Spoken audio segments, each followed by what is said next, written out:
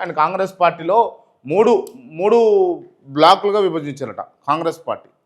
మీనాక్షి నటరాజన్ వచ్చిన తర్వాత అసలైన కాంగ్రెసు, అధికారంలోకి వచ్చే ముందు వచ్చిన వాళ్ళ కాంగ్రెసు, అధికారంలోకి వచ్చిన తర్వాత జాయిన్ అయిన వారికి కాంగ్రెసు. అంటే మూడు విభాగాలు, అంటే A1, A2, A3 లాగా ఇట్లా మూడు భాగాలు చేసిరట.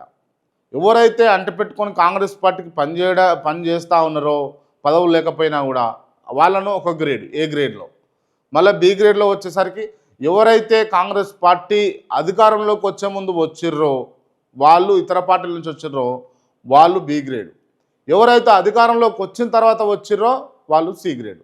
ఇట్లా ఈ గ్రేడ్స్ అన్నీ పెట్టింది ఎందుకయ్యా అంటే రానున్నటువంటి ఏవైతే పదవులు ఉన్నాయో ఆ పదవులు ఇవ్వడం కోసం వాళ్ళు ఆ విధంగా పార్టీ సభ్యులను పెట్టుకున్నట్టుగా ఇక్కడ క్లియర్గా కనిపిస్తూ ఉంది.